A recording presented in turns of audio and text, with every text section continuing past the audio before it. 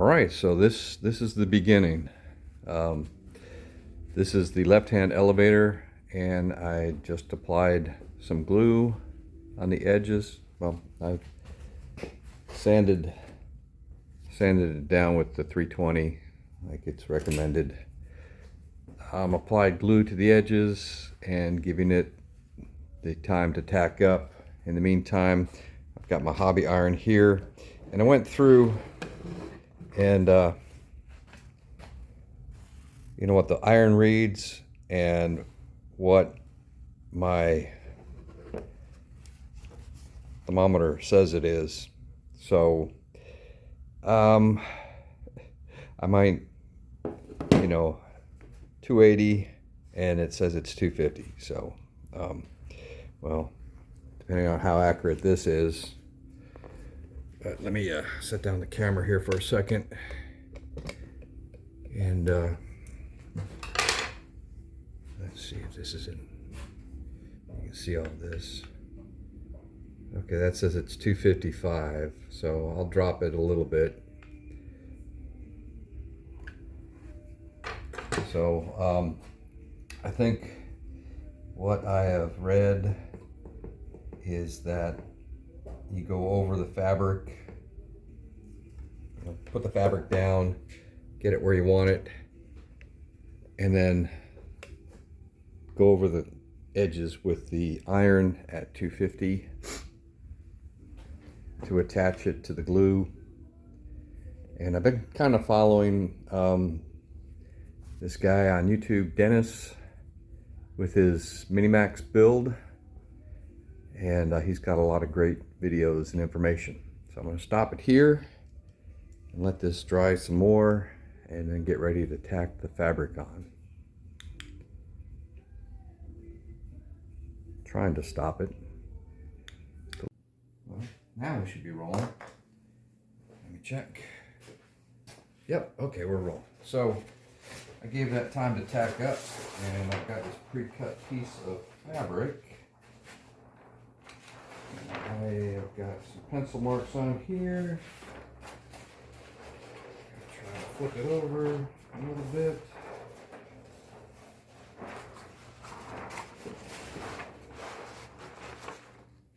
Get it lined up a little bit. Unfortunately, the pencil marks on the other side. Okay, I can kind of see them.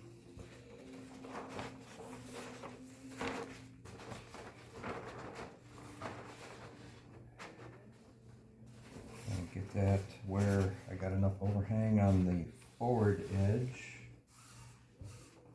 and now I'll just go ahead and lightly press the fabric down.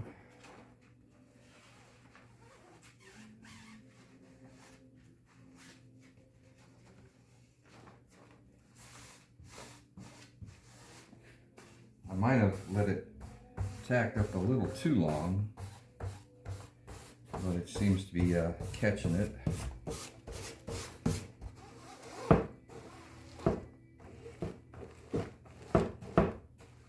And I use my temperature gauge thingy to point at my thermometer on the wall,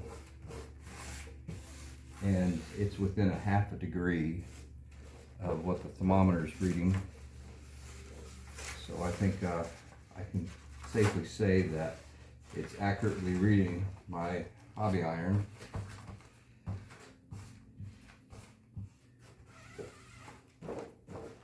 Okay, I think I've got all the edges where I want it. So I'm going to take my hobby iron now, double check the temperature. It's 146. And of course, when you put the heat to the fabric, that's wood underneath, the wood is going to kind of suck up the heat.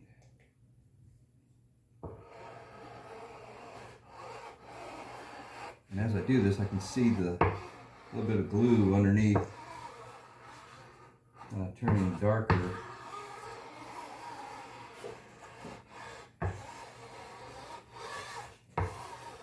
So this is a long time coming, getting to this phase here. I'm real excited about this phase.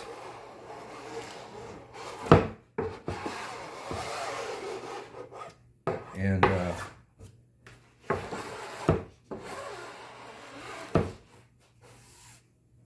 starting with small pieces because, you know, it's I think just a little bit more manageable.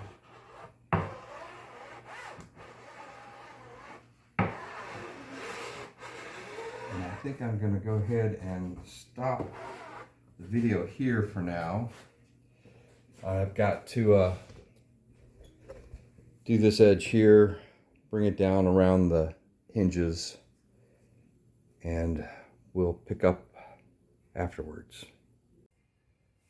All right, so I got all that tacked down and initial iron around the glue edges. So now I'm going to take my glue and I'll apply it to the top surface where the glue was on the bottom surface or underneath. And I got some blue rags here somewhere.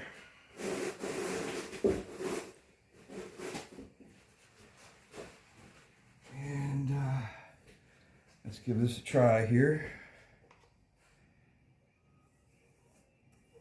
So let that soak down into the fabric. Go about a foot.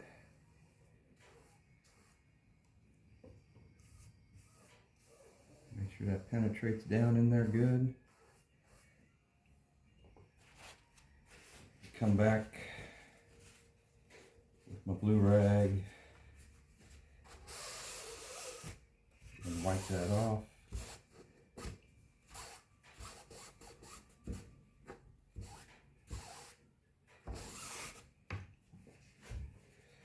So I'm just going to work my way around this top, and then I'll get the front side.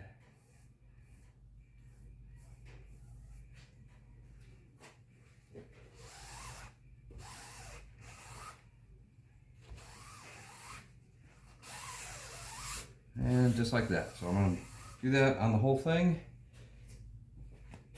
and I'll be back. All right, so now I'm going to let this dry for the allotted amount of time.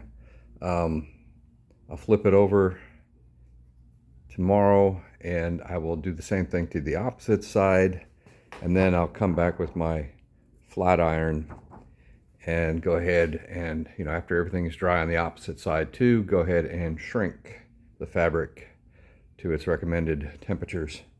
So anyway, I didn't mention before, but this is the Stewart system. I think I was reading the instructions and didn't say anything about shaking, but I shook it, which was probably a bad idea. Had a lot of little air bubbles in the EcoBond, so it doesn't say to, so don't shake it anyway. And I kind of brushed out, you know, as I laid the glue down, brushed out any bubbles that were on the glue surface before I tacked the fabric on. And I think I waited a little too long after applying the glue before tacking the fabric down, but that's what the iron helps with, helps get that fabric tacked to or activate the glue underneath. All right, so that's half of left-hand elevator.